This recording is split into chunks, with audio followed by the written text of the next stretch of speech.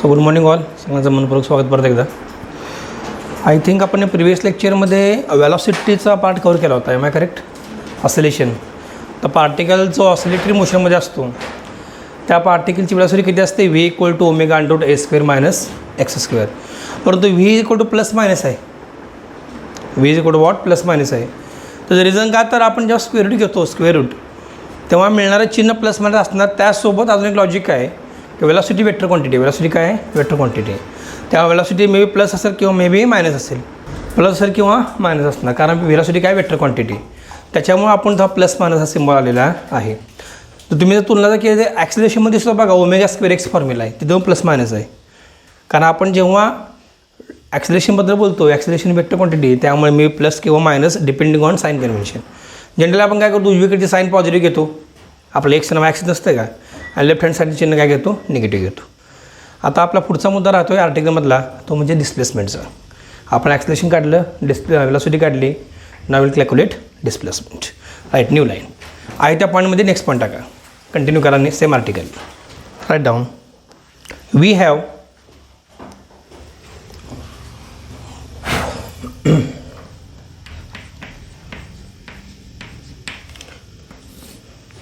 इकडे बघा, आपलं मेन टार्गेट काय? आता डिस्प्लेसमेंट काढायचे. काय काढायचे? डिस्प्लेसमेंट. डिस्प्लेसमेंट आपल्याला कुठून मिळू शकते? In the formula velocity. Velocity काय? Derivative of displacement. येस और no? V equal d x by d t. लिहू नका, फक्त बघा. So I can write here v equal to d x by d t, change in displacement with respect to time और change in time. Right. V equal to d x by d t. Therefore आपण बाजू बदलून लिहूया. काय ना सांगा बरं? D x by d t is equal to what? V. बरोबर आहे ना? ह्यात काय अवघड आहे? पण जसं बाजू बदलली, लेफ्ट राईट लेफ्ट, इंटरचेंज. आता फॉर्म्युला सांगा वेलॉसिटीचा, आपण डिराईव्ह केलेला. काय फॉर्म्युला सांगा वेलॉसिटीचा? Therefore d x by d t equal to काय ना सांगा? Plus minus. आता आपण डायरेक्ट मॅग्निट्यूड लिहूया, चिन्ह लिहायची गरज नाही. मग डायरेक्टली राईट मॅग्निट्यूड. मग काय येणार? ओमेगा अंडर रूट, जल्दी बताओ, ए स्क्वेअर मायनस एक्स स्क्वेअर. ए काय हो यात? ए आहे ॲम्प्लिट्यूड. ए काय आहे? ॲम्प्लिट्यूड.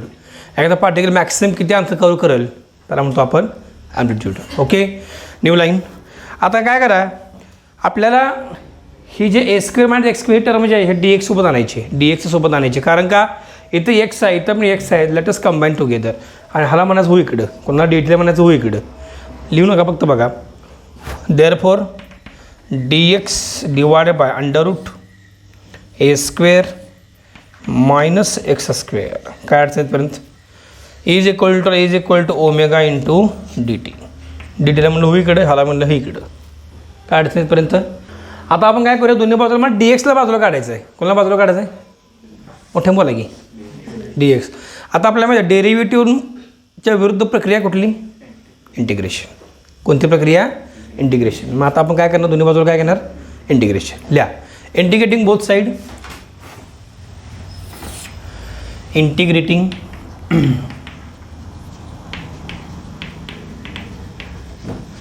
Both side.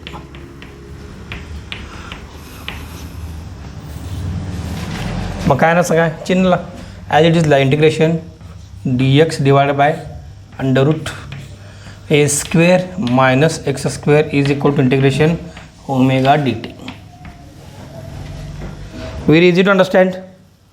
आता लक्षात ठेवा एक फॉर्म्युला जे तुम्ही इंटिग्रेशनमध्ये शिकलेला असणार आहे. ज्यांचं मॅथ्सचं त्यांना माहिती आहे, ज्यांचं नाही त्यांना आधीच सांगितलं मागच्या लेक्चरला. काय बोललो आहे? हे असंच असते म्हणायचं. लक्षात ठेवाच बघता येईल. Integration d x by under A square minus x square असतं sine inverse of x by a.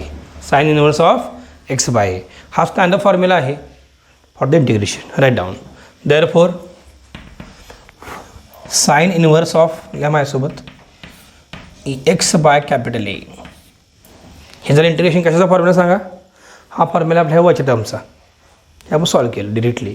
हा स्टँडर्ड फॉर्म्युला आपण वापरला इथं. Is equal to omega constant आहे. का ओमेगा कॉन्स्टंट आहे? ओमेगा म्हणजे काय हो? Under root k by m. Under root k by m. K म्हणजे स्प्रिंगसाठी. स्प्रिंग बदलली का आपण? नाही. मास बदलले का ब्लॉक्स? नाही. मग के बाय एम झाला कॉन्स्टंट. म्हणून ओमेगा काय झाला? कॉन्स्टंट. ओमेगा जेव्हा बाहेर काढलं तर मला काय मिळते? इंटिग्रेशन डी टी मिळते. इंटिग्रेशन डी एक्स काय असतं x, integration D A Y काय असतं वाय, इंटिग्रेशन डी झेड काय असतं झेड, इंटिग्रेशन डी टी काय असणार टी. लिहून टाका मग इज इक्वल टूला ओमेगा टी दिलं व्यवस्थित. आता ओमेगा टी झालं, परंतु लक्षात ठेवा इंटिग्रेशनमध्ये आपण बॅलन्स करणं गरजेचं असतं, left hand side right hand side. तुम्हाला असं का असतं, कारण का उजवीकडे येणाऱ्या टर्म्स ह्या स्पेसिफिक नाही आहेत. I don't know the value of omega, I don't know value of T, it is general term. त्यामुळे डावी बाजू उजवी बाजू बॅलन्स होण्याकरता आपल्याला काय करायला लागतं, we have to add integration constant. त्याला म्हणतो आपण सी. लिहा प्लस. आता इथं सी लिहायचं नाही, लक्षात ठेवा, थांबा जरा, इथं सी लिहायचं नाही, हाला म्हणायचं फेज कॉन्स्टंट. काय म्हणतात ह्याला, जे आधी आपल्याला कॉन्स्टंट म्हणणार आहे, पण डिरेक्टली मी दोन्ही गोष्टी एकत्र सांगतो. जो मी टर्म इथे लिहिणार आहे ते ॲड करणार, त्याला म्हणतो आपण फेज. काय म्हणतो आपण त्याला, फेज ऑफ द SHM. त्यामुळे मला सिम्बॉल वापरला गेला आहे आपल्या स्टँडर्ड रूलनुसार, तो आहे फाय. काय सिम्बॉल आहे फाय. लिहा ओमेगा टी प्लस फाय.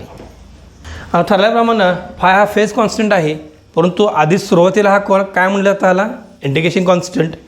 जसं आपण वेलॉसिटीच्या वेळेस इंटिग्रेशन कॉन्स्टंट कॅल्क्युलेट केला, तसं आपल्याला फाय पण कॅल्क्युलेट करावं लागेल.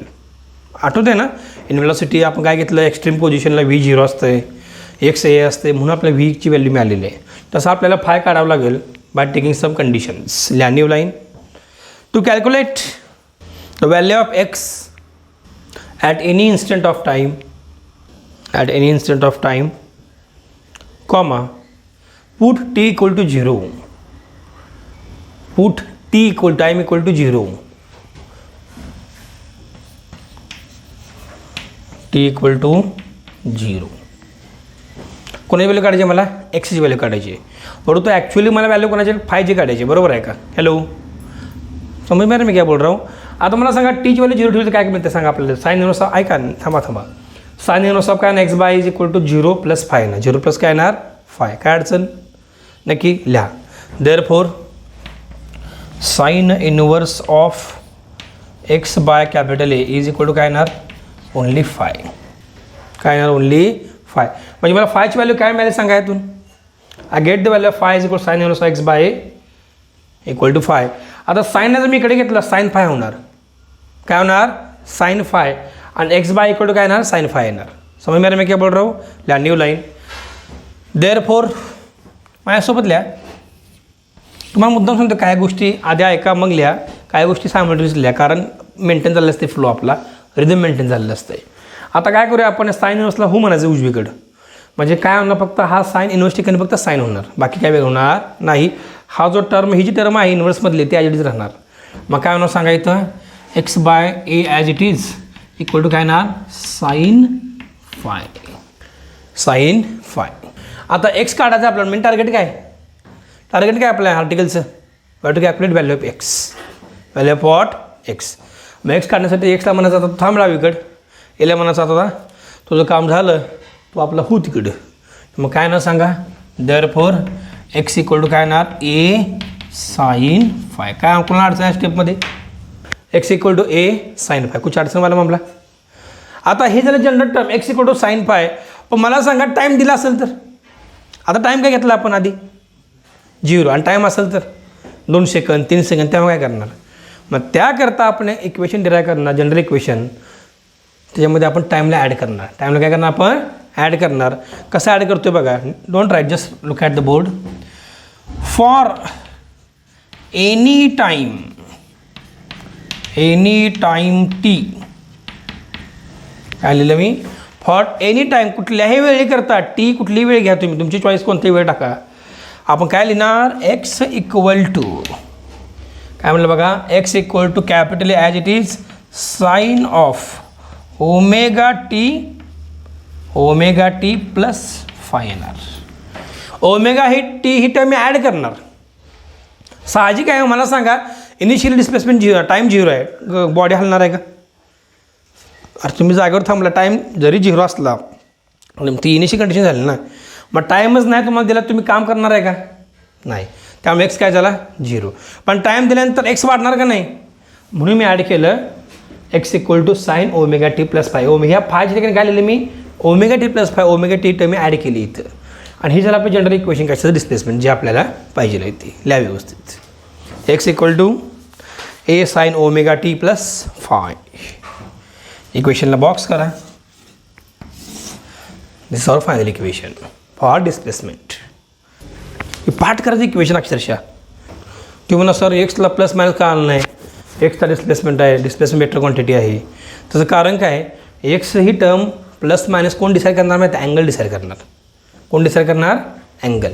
सायन्सचा अँगल जो काय येईल तो अँगलची येणारी व्हॅल्यू पॉझिटिव्ह तर पॉझिटिव्ह येणार एक्सची व्हॅल्यू, आणि सायन्सची व्हॅल्यू जर अँगलची व्हॅल्यू 0 आली, सॉरी निगेटिव्ह आली तर एक्सची व्हॅल्यू निगेटिव्ह येणार. That's it. म्हणजे sine of x depends on value of the angle of sine. कुठला अँगल आहे साईनचा, omega t plus phi. Clear, काय अडचण. हे आपलं आर्टिकलचं एंड झालेलं आहे. ह्याच्यामध्ये काही स्पेसिफिक केसेस मला घ्यायचे आहेत, पण ते केसेस घेण्या अगोदर पहिले तिन्ही पॉईंट जे आहेत कोणते, वेलॉसिटी ॲक्सलरेशन, त्यासोबत आत्ताचा पॉईंट, तो तिन्ही एकत्र वाचा.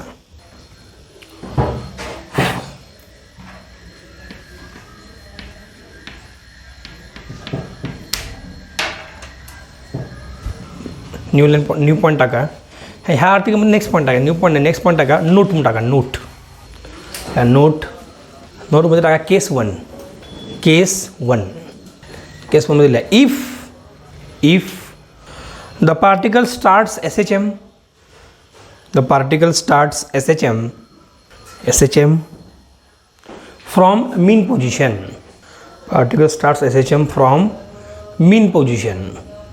आता आपल्याला काय करायचं माहिती आहे का, ही जी व्हॅल्यू आहे ना एक्सची, जे आपण डिराईव्ह केला फॉर्म्युला, ही व्हॅल्यू एक्सची काढायची आहे. कधी 2 कंडिशनसाठी काढायची. पहिली कंडिशन जेव्हा पार्टिकल मीन पोझिशनपासून हलणार आहे.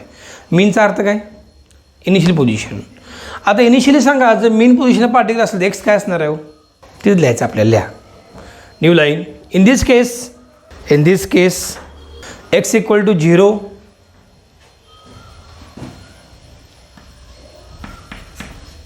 X equal to 0. बरोबर आहे नाही. पार्टिकल हल्लाच नाही तर एक्सची व्हॅल्यू काय असणार आहे, 0. आता पार्टिकल जागेवर मूव्ह झालेलं नाही, मग टाईम पण काय असणार, 0.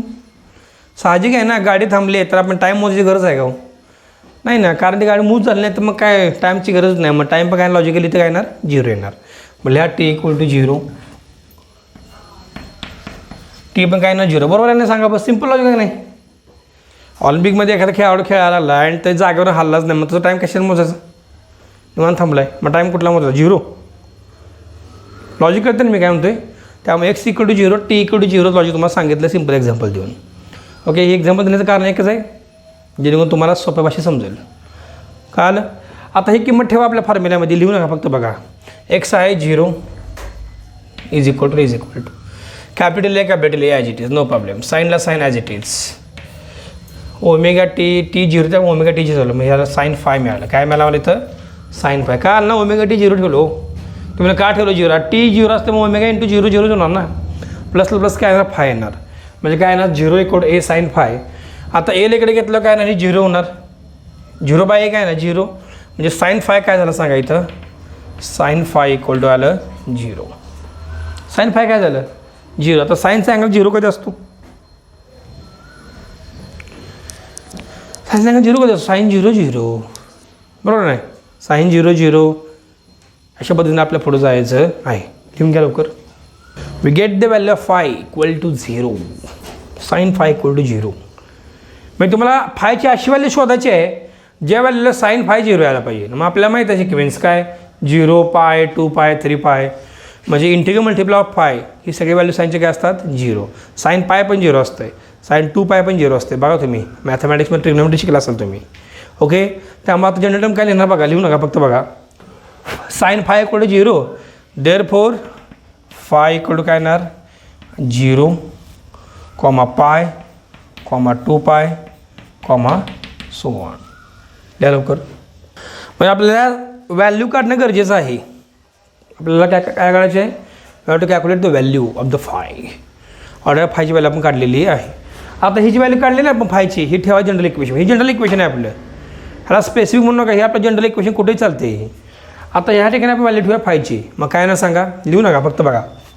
Therefore x equal to capital A, साईनला sine as it is, omega t. फायची व्हॅल्यू काय लिहिणार, 0. मग 0 लिहिणं काय गरजच नाही. मग राहिलं काय, x equal A sine omega T, ही मला व्हॅल्यू मिळाली साईनची, सॉरी एक्सची. साईन पाय काय असते, जर मी असं ठेवलं x equal to A sine omega t plus pi. Sine pi plus theta काय असतं? Sine pi plus theta minus sine theta. काय असतं? Minus sine theta. म्हणजे ह्याचा अर्थ काय आपल्याला काय मिळणार इथं आपल्याला एक्सची व्हॅल्यू एक तर प्लस मिळेल किंवा मायनस मिळेल जर तुम्ही पुढचा अँगल ठेवला तर. त्यामुळे जनरली क्वेश्चन मला काय मिळालं? Don't write, just look at the board. X equal to काय मिळालं? Plus minus sine of omega t. Sine of काय? Omega t. हे झालं जनरल इक्वेशन कशाचं? डिस्प्लेसमेंटचं. When the particle start its position from mean पोझिशनपासून पार्टिकल मूव्ह होताना तुम्हाला एक्सप्रेशन विचारलं डिस्प्लेसमेंट किती असेल तर काय याचा formula x equal to plus minus sign omega T. समज आ रहा है? Right down. लॉजिकल द्यायचं आपल्याला पुढे, दुसरं काय वेळ करायची गरज नाही. We have to go logically. काय अडचण? आता हे झालं केस 1. आता लिहूया आपण केस 2. टाका केस 2.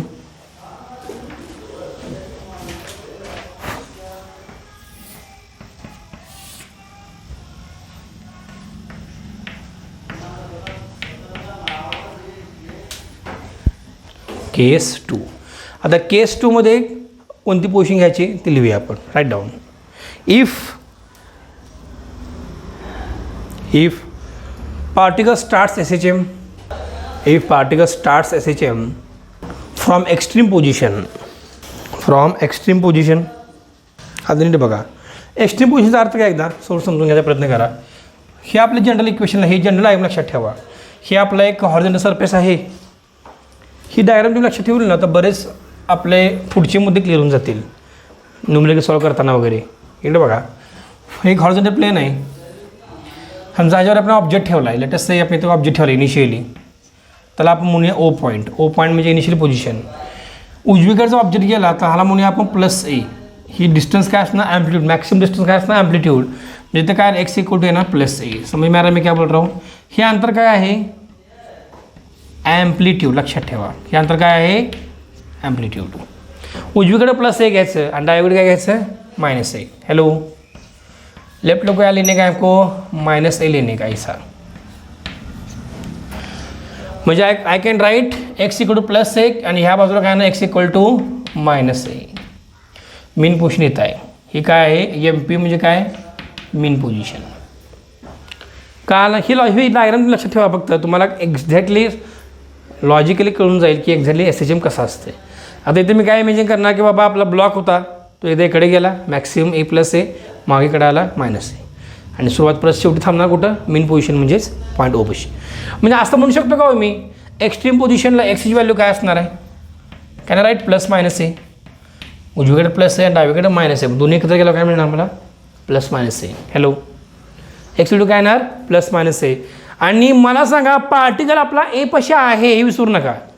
पार्टिकल आपलं इथं आहे सुरुवातीला. तुम्ही म्हणणं असं इथं होतं नाही, मी आता स्प्रिंग ओढली आहे आणि थांबलो आहे 2 मिनिट. 2 मिनिट झालं, 2 सेकंद थांबलो आहे आणि सोडून दिली स्प्रिंग. पण सुरुवातीला टाईम काय असणार? मग एक्स्ट्रीम पोझिशनपासून सुरुवात झालेली आहे तर जिथून सुरुवात होणार तिथं टाईम 0 असणार. आधी आपण कुठं होतो? एक्स्ट्रीम मीन पोझिशनला होतो इथं. आता मी इथं आलो आहे, माझ्यासाठी रेफरन्स होता हाय. रेफरन्स काय माझ्यासाठी? हाय. मग इथून टाईम काय असणार? सुरुवातीला 0 असणार. त्यामुळे टी काय नाही तर मी 0. So in this case don't write x equal plus minus आहे आणि टी काय येणार? 0. बरेच स्टुडंट इथं कन्फ्यूज होतात. ते काय करतात? टी पण काय वेळा घेतात कारण सर बॉडी आता ऑलरेडी जाऊन थांबले की नाही. आपला रेफरन्स कोण आता इथं? एक्स्ट्रीम पोझिशन रेफरन्स आहे आपला, म्हणून टाईम काय असणार? 0. डायग्राम काढा आणि इक्वेशन लिहून काढा. ते MP म्हणजे तुम्ही लिहा व्यवस्थित मीन पोझिशन म्हणून. क्लिअर? जायचं पुढं. इकडे बघा आता ठरल्याप्रमाणे आपल्याला हे इक्वेशन घ्यायचं. त्यामुळे ते एक क्वेश्चन मी ठेवले, ह्याला मी इरेज केलं नाही. हे क्वेश्चन ॲज इट इज लिहायचं आणि ह्या किमती ज्या आहेत आपण ठेवलेल्या डिसाईड केलेल्या त्या किमती भरून टाकायच्या. लिहू नका फक्त बघा. आता एक्सची व्हॅल्यू काय आहे ते सांगा? प्लस मायनस आहे. I can write plus minus a. काय अडचण? Equal to as it is. काय चेंज केलं आहे का? फक्त एक्स ठिकाणी काय लिहिलं मी? ए प्लस मायनस ए एवढंच ठरलं आहे. आता मग तेच लिहिणार, वेळ काय लिहिणार मग? Equal to as it is. एला ए ॲज इट इज. काय चेंज? अँड साईनला काय आहे? Omega T. टी काय आहे? तर ओमेगा टी काय येणार? 0. लिहू का मग 0? का डायरेक्ट लिहू पुढं? 0 प्लस लिहायचे का डायरेक्ट 5 लिहू? लिहा 5. तुम्ही तसं हुशार आहेत, काय अडचण नाही. ओमेगा टी इंटू टी म्हणजे 0 म्हणून ओमेगा टी टर्म झाली 0. डायरेक्ट 5. एला म्हणा इकडे आता ए इकडे गेल्यानंतर काय होणार, हा ए कॅन्सल होणार, येस और नो. मग राहिला डाव्या बाजूला प्लस मायनस 1 येणार, येस और नो. प्लस मायनस 1 होणार इज इक्वल टू काय येणार, sine phi. Okay, write down. Clear, काय अडचण नक्की. आता इकडे बघायचं, साईनची व्हॅल्यू प्लस मायनस 1 कधी असणार, साईन 91 आहे, साईन 90, साईन 270 मायनस 1 आहे. तुम्ही ऑड मल्टिपल जर केला ना π/2ला तर तुम्हाला सगळ्या व्हॅल्यू प्लस मायनस मिळून जातील. तर sine 91 plus 1, sine 270 minus 1, sine 540 plus 1. म्हणजे ऑड मल्टिपल म्हणजे काय, π/2, 3π/2, 5π/2, 7π/2, 9π/2 म्हणजे ऑड मल्टिपल ऑफ अँगल π/2. अशा केसमध्ये साईनची व्हॅल्यू काय असते, प्लस मायनस 1 असते. मग I can write in general, ह्या केसमध्ये मी फायची व्हॅल्यू काय लिहिणार, I can write phi equal to π/2. फक्त एकच व्हॅल्यू लिहा किंवा दुसरी व्हॅल्यू लिहा, 3π/2 लिहा, काय अडचण नाही. तसं मग अशा आपण काय लिहिलं बघा, 0π, 0साठी काय आलं +1, पायसाठी -1. तसं इथं काय लिहू शकतो आपण, लिहू नका फक्त बघा. I can write here therefore phi equal to π/2, 3π/2, 5π/2, so on. फायची व्हॅल्यू मिळाली ना मला, π/2, 3π/2, 5π/2 अँड सो ऑन. काय अडचण, ही व्हॅल्यू π/2 कोणासाठी, +1साठी, 3π/2 कोणासाठी, -1साठी. परत तुम्ही 5π/2 घेतलं, परत +1, 7π/2 केलं, परत -1. ही तुम्हाला शिकला असा टेक्नोमेट्रीमध्ये तुम्ही शिकला असणार 100%. याच्यात परत रेफर करा. काय अडचण तिथपर्यंत लिहा. जायचं पुढं, जायचं नीट ऐका. आता ही व्हॅल्यू कुठली एक व्हॅल्यू चूज करा आणि ते आपल्या इक्वेशनमध्ये ठेवा. मग असं सेम पॅटर्न, दुसरं काही नाही आहे. नीट बघा, therefore x equal to capital A as it is, साईनला sine as it is, ω t plus π/2. बरोबर आहे ना. फायची व्हॅल्यू लिहिली ना मी, फायची व्हॅल्यू पहिली काय लिहिली मी, π/2. आता मला सांगा साईन 90 + θ काय असतं, साईन 90 + θ कॉस θ असतं. काय असतं, कॉस θ. मग इथं काय येणार, मग therefore I can write x equal to capital A cos θ. θ म्हणजे कोण आहे इथं, ω t, कॉस ω t. काय अडचण, परंतु मायनस पण असणार ना इथं. जर हीच व्हॅल्यू लिहिली मी 3π/2 तर मायनस होणार, -1 होणार, तेव्हा -a येणार. Hence I can write in general x equal to +-a येणार.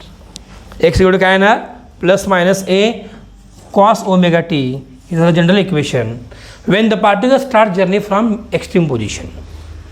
पार्टिकल एक्स्ट्रीम मोशन चालला तर फॉर्म्युला काय लिहायचा, +-a cos ω t. Mean position असेल तर +-a साईन ω t. हे जर आपल्या 2 cases. This is the end of the article of note. नोटचं पॉईंट मी काढून देतो, it is for your entrance exam. समजलं एकदम, वाचा. हेडिंग द नवीन point, expression for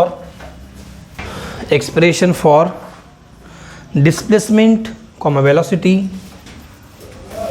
expression for displacement, velocity and acceleration at time small t, at a time small t.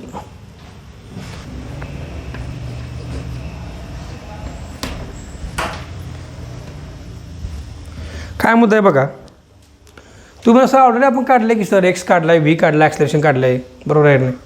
एक्सची व्हॅल्यू काय आली, x equal sine ω t + phi आलं general formula.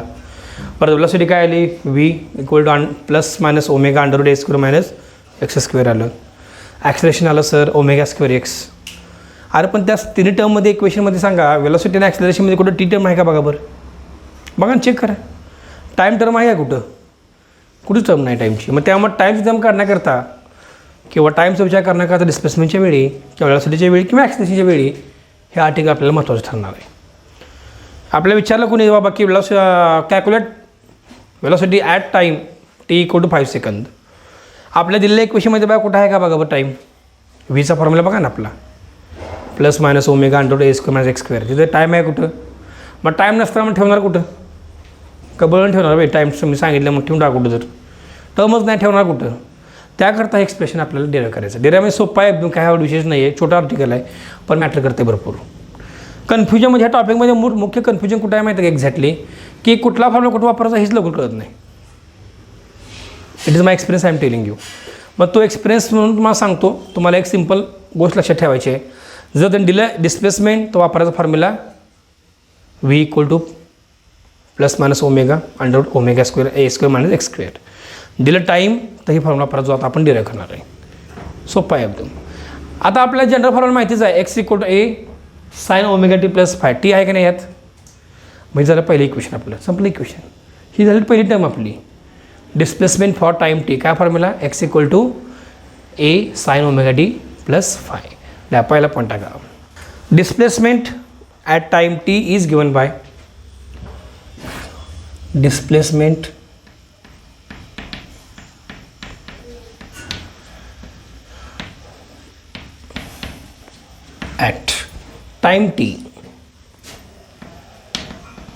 at time t is given by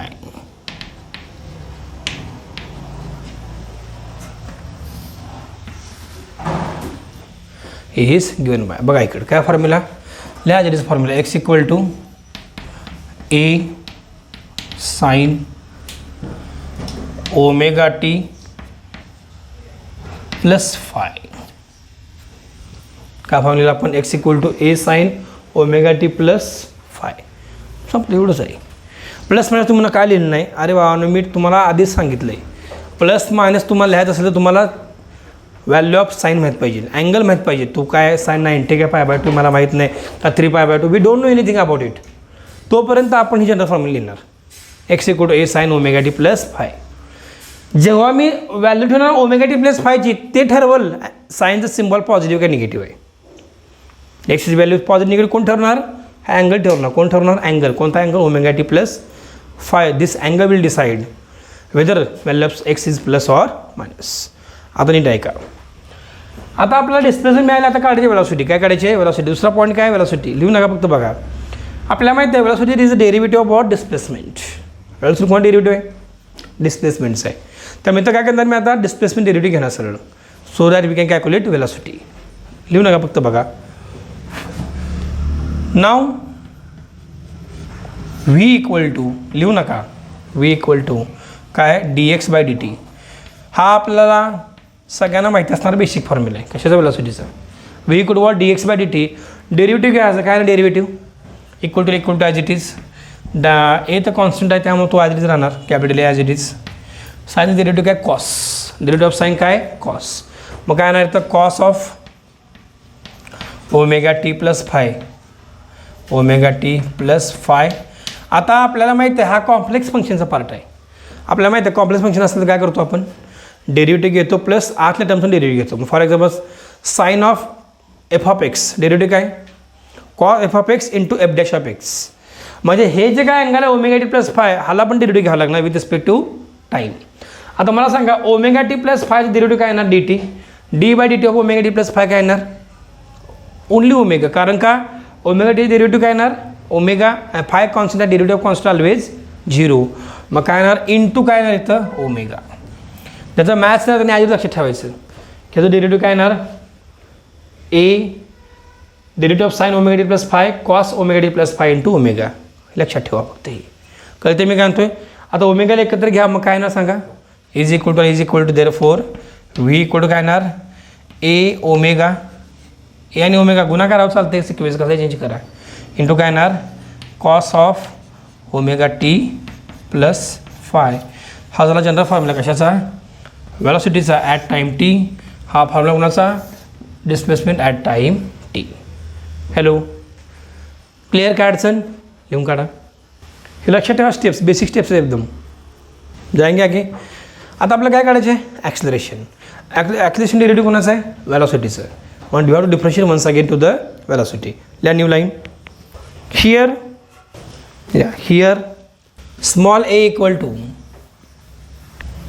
here small a equal to small a म्हणजे acceleration जे आपल्याला काढायचं आहे. Listen carefully. D v by d t yes or no derivative काय acceleration कोणा derivative कोणाचा आहे velocity derivative d v by d t. आता ह्याला काय डिफरन्शिएट काय करायचं ह्याला डिफरन्शिएट नीट आहे का. आता ए ओमेगा कॉन्स्टंट आहे. तुम्ही काय कॉन्स्टंट आधीच सांगितले मी, ए म्हणजे ॲम्प्लिट्यूड, ओमेगा म्हणजे अंडररूट के बाय एम, त्यामुळे तो पण कॉन्स्टंट. त्यामुळे कॉन्स्टंटला डेरिव्हेटिव्हमध्ये कधीच हात लावायचं नाही. Is equal to A omega as it is less. Derivative of cos काय असते? Minus sine. कॉस्ट डेरिव्हेटिव्ह काय असतं? Minus sine. लक्षात ठेवा. जिथं सी सी असतं ना त्याला काय मायनस चिन्ह लावत असतं डेरिव्हेटिव्हमध्ये. हे काय टेक्निक आहे लक्षात ठेवा. समजा मी काय बोल रहा हूं. आता हे झालं कॉस्ट डेरिव्हेटिव्ह मायनस साईन, मायनसला minus as it is sine of as it is angle आहे सगळा. काय अँगल आहे? Omega t plus phi. आणि ठरल्याप्रमाणे पण डेरिव्हेटिव्ह असं घ्या, omega t plus phi derivative काय येणार? परत ओमेगा येणार इंटू काय येणार? ओमेगा. देअरफॉर ए कोणती आहे का? ए ओमेगा इंटू ओमेगा येणार. ही मायनस चिन्ह आपण इकडे ॲड करतो, मायनस ए ओमेगा स्क्वेअर येणार. काय येणार? मायनस ए ओमेगा स्क्वेअर. ते कसं आलं? हे एला as it is omega into omega, omega square minus minus as it is into काय येणार? Sine of omega t plus phi. हे झालं आपलं value of acceleration at time t. काय फॉर्म्युला मिळाला मला? Minus A omega square sine of omega t plus phi. Write down. तुम्हाला एक्स मिळालं, ए मिळालं, व्हेलॉसिटी मिळाली. This is the end of the article. At is velocity acceleration displacement at time small t. काय अडचण? नक्की.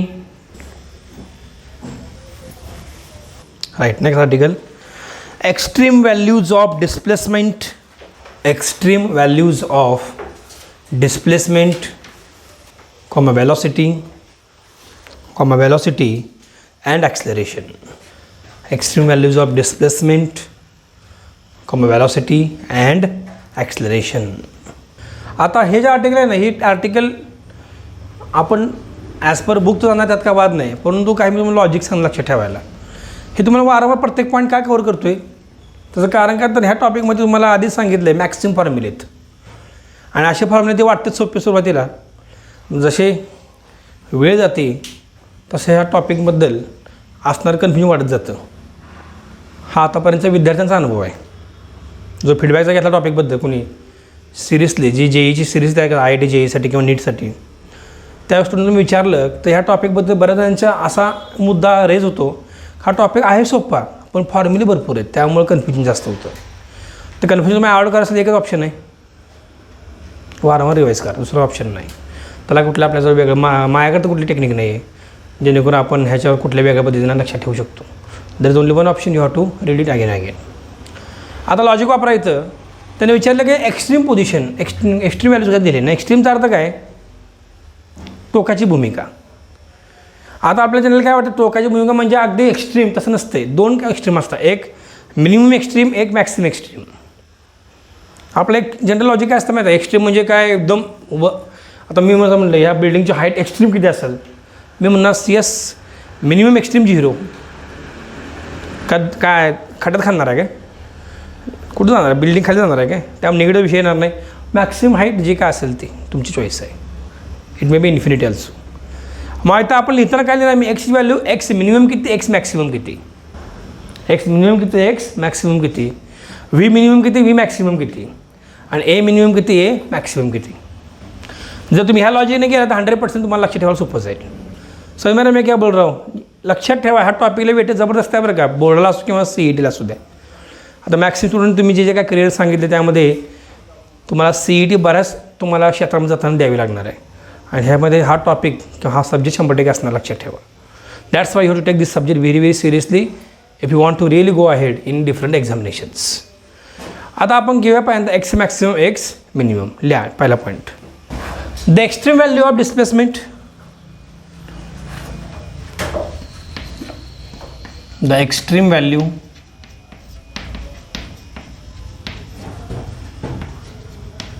of displacement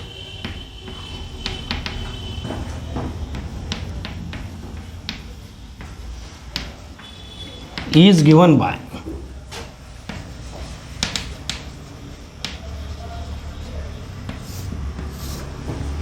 displacement is given by निर्भयाकडे. एक्स्ट्रीममध्ये मी काय सांगितलं? एक तर मॅक्सिमम, एक तर मिनिमम. मॅक्सिमम किंवा मिनिमम. आता आपण काढूया पहिल्यांदा एक्स मॅक्सिमम काढल्यानंतर काय काढूया? एक्स मिनिमम काढूया. नीट ऐका व्यवस्थित. If you calculate x minimum, लिहू नका फक्त बघा, इज इक्वल टू किती व्हॅल्यू असते मिनिमम डिस्प्लेसमेंटची, तुम्ही लॉजिकली सांगा आन्सर. कॉमन सेन्सचा पार्ट आहे. 0 असणार. किती असणार, गाडी हल्लीच नाही तर अंतर किती कव्हर करणार, 0. त्यामुळे एक्स मिनिमम विचारलं किती असणार, 0. ओके, लिहा x minimum equal to 0. X minimum equal to what, 0. लिहिलं, काय अडचण नक्की. आता पुढं एक्स मॅक्स काढू, एक्स मॅक्सिमम नीट बघायचं आहे. आता मॅक्सिमम डिस्प्लेसमेंट किती असणार आहे हो, तुम्हाला मी डायग्राम काढून दिले बघा माशी, ते डायग्राम बघा. एक्स मॅक्सिमम एक्स मिनिमम लिहून दिले तुम्हाला मी तिथं.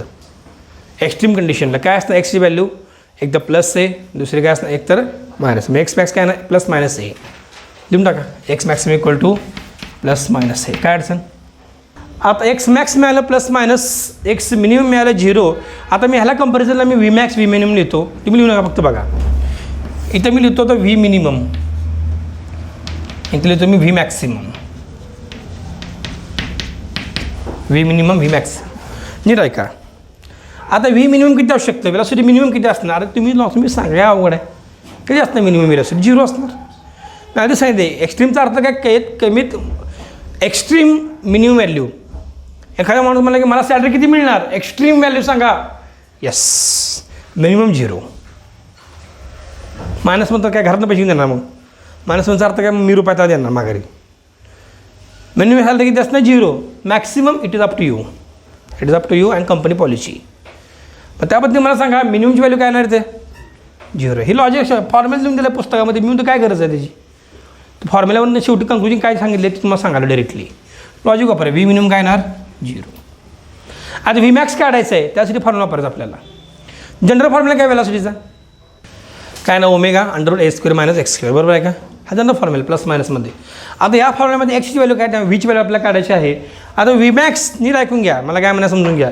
V minimum V maximum, v minimum काय व्ही मॅक्सिमम. आता व्ही मॅक्स किती असेल ते आपल्याला काढायचं आहे, मॅक्सिमम वेलॉसिटी किती असेल नीट ऐकून घ्या. आपला फॉर्म्युला काय जनरल, आता व्ही मॅक्स काढायला बघा, ओमेगा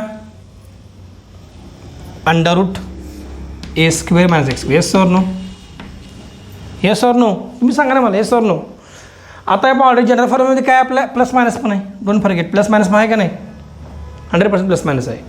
आता एक्स्ट्रीम कंडिशनला मॅक्सिममला बॉडी कुठं असायला पाहिजे, मग एक्स्ट्रीम कंडिशन जाणार, एक्स्ट्रीम पोझिशन जाणार ना. अरे मॅक्सिमम गाडी जाणार कुठे एक्झॅक्टली, ते लॉजिक इथं वापरायचं आपल्याला, कळतं मी काय म्हणतोय. हॅवी रिटर्न व्ही मिनिमम, हे लिहिलं का तुम्ही, हे लिहा आधी व्ही मिनिमम, फक्त ही फॉर्म्युला लिहू नका, फक्त व्ही मिनिमम लिहा. लिहिलं काय अडचण. आता नीट ऐका मी काय म्हणतोय. आता इथं बरेच जण गैरसमज करून घेतात की सर मॅक्सिमम वेलॉसिटीला कुठं असेल पार्टिकल, स्वतःला विचारायचं. आता मॅक्सिमम वेलॉसिटीला पार्टिकल कुठं असणार नीट बघा.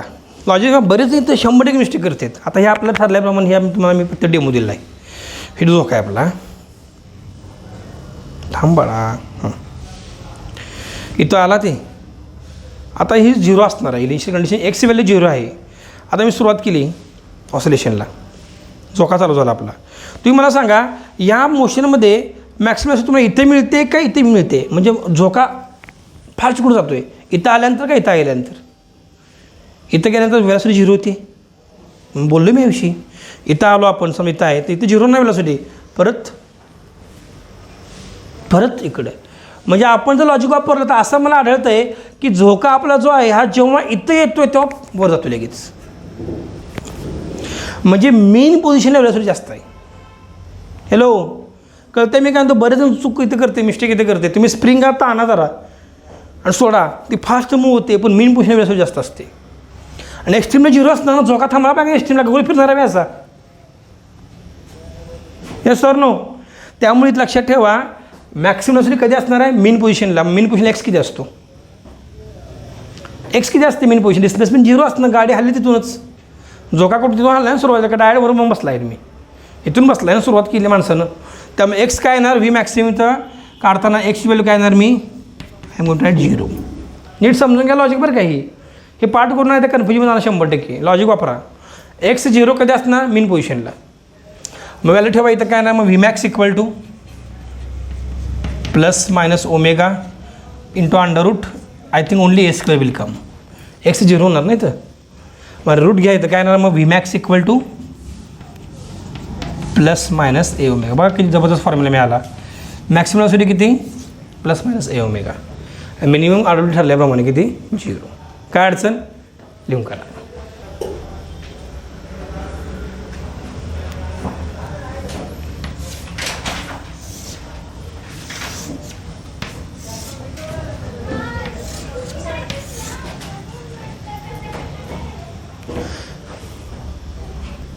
जायचं पुढं. इथून काय अडचण कोणाला डाऊट एकदम clear. Shall we go ahead. नीट आहे का आता आपल्याला काय काढायचं आहे acceleration maximum acceleration minimum. Don't try to look at the board. इकडे बघा ए मिनिमम तुम्ही सांगायचं मला. ही टर्म इतकी सोपी बघा लक्षात ठेवायला. मिनिमम व्हॅल्यू मी तुम्हाला एक उत्तर देऊन टाकले कायमस्वरूपी. काय असणार एक्स्ट्रीम मिनिमम 0. म्हणजे काय येणार 0. Right down. एक्स्ट्रीम मिनिमम केलं काय असणार ॲक्सलरेशनची 0. No change at all. Clear.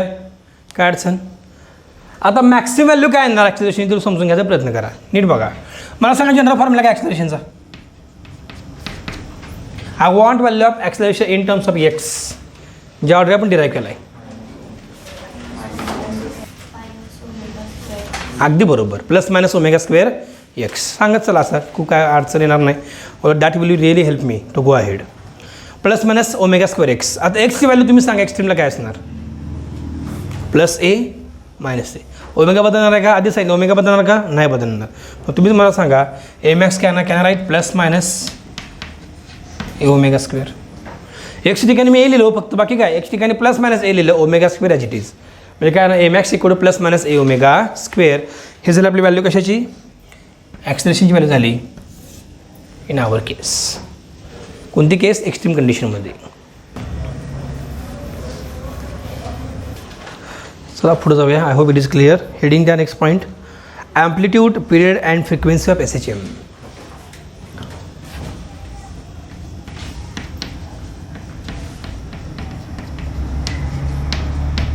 Amplitude comma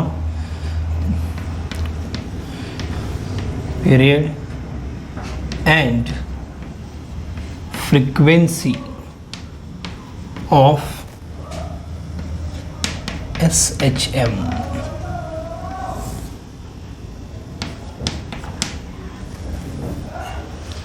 ऑटोचं amplitude already सांगितलं मॅक्सिमम डिस्प्लेसमेंट. ॲम्प्लिट्यूड म्हणजे काय एखादा पार्टिक्युलर मॅक्सिमम किती अंतर कव्हर करताना काय म्हणतो आपण ॲम्प्लिट्यूड ऑफ द SHM. किंवा जनरल डेफिनेशनमध्ये विचारायचं केला तर एक्स्ट्रीमली एखादा पार्टिक्युलर कुठपर्यंत जाऊ शकतो त्याची झेप कुठपर्यंत असणार त्याला म्हणतं ॲम्प्लिट्यूड. तर आपण लिहूया simple definition of amplitude in first point. Right down. पहिला मुद्दा टाका. The maximum displacement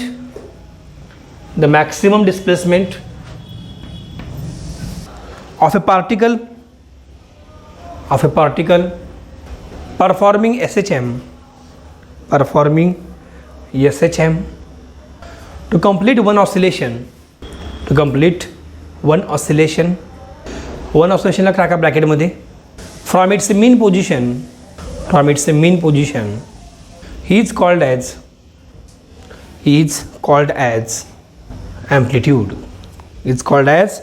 amplitude of SHM. काय अडचण.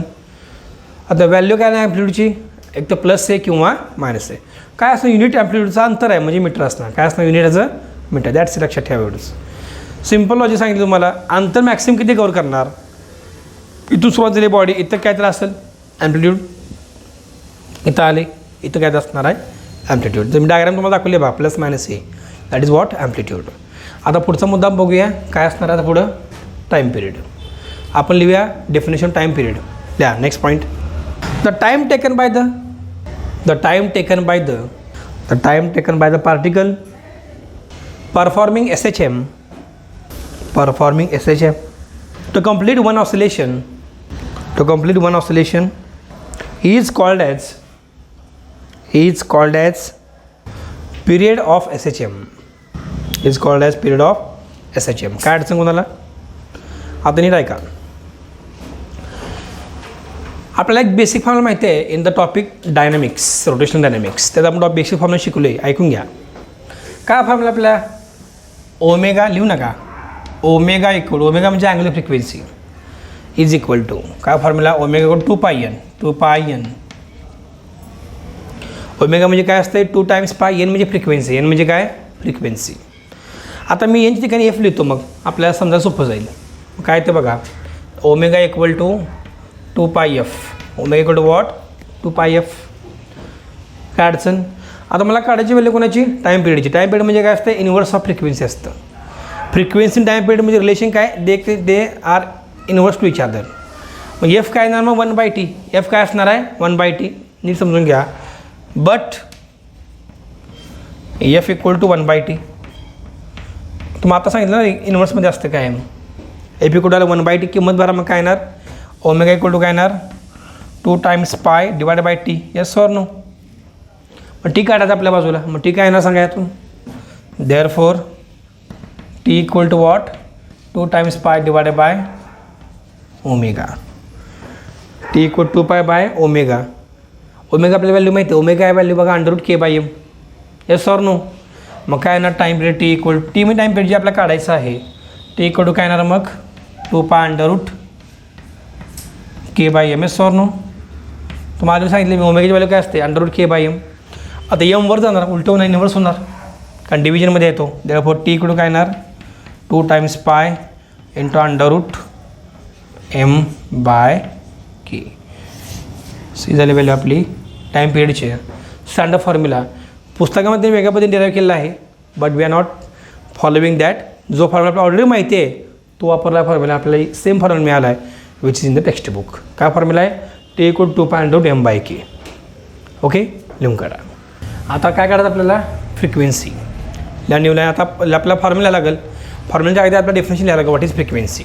Right down. Next point, the number of oscillations performed by a particle performing SHM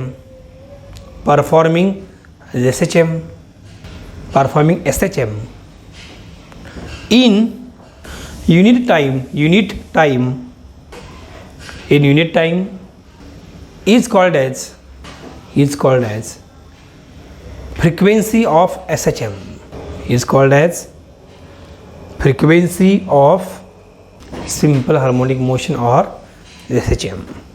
म्हणजे एका युनिट टाईममध्ये किती वेळा पार्टिकल मूव्ह होता फ्रिक्वेन्सी म्हणतो, वारंवारता म्हणतो आपण त्याला. वारंवारता किती वेळा रिपीट होते. तुम्ही जर म्हटला की सर 10 हर्ट्ज फ्रिक्वेन्सी युनिट काय असतं, हर्ट्ज असतं, हर्ट्ज किंवा पर सेकंद. 10 हर्ट्जचा अर्थ काय असणार की एका सेकंदामध्ये 10 वेळा बॉडी मूव्ह होते, दॅट इज फ्रिक्वेन्सी. झोका जो आहे धरून चला आपला, हा तुम्ही जर म्हणला सर एका सेकंद किती वेळा जातो आहे, मी म्हटलं असं 2 वेळा होतो आहे, ठीक आहे, मग 2 हर्ट्ज. सर 5 हर्ट्ज म्हणजे काय, एका सेकंदात 5 वेळा मूव्ह होते. ऑसिलेशन अर्थ काय, जिथून सुरुवात आहे त्याला माघारी तिथे येणं गरजेचं असतं, लक्षात ठेवा.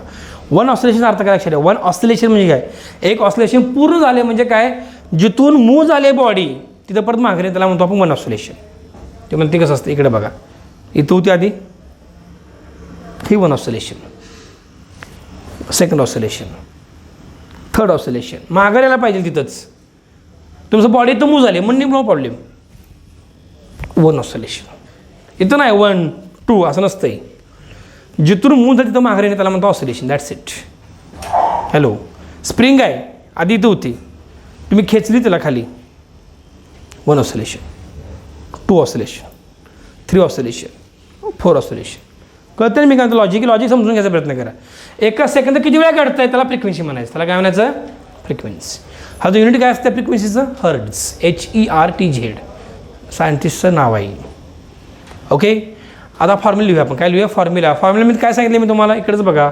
फ्रिक्वेन्सी म्हणजे 1/t, फ्रिक्वेन्सी म्हणजे काय 1/t. लिहा फॉर्म्युला डायरेक्ट मग. Therefore F equal to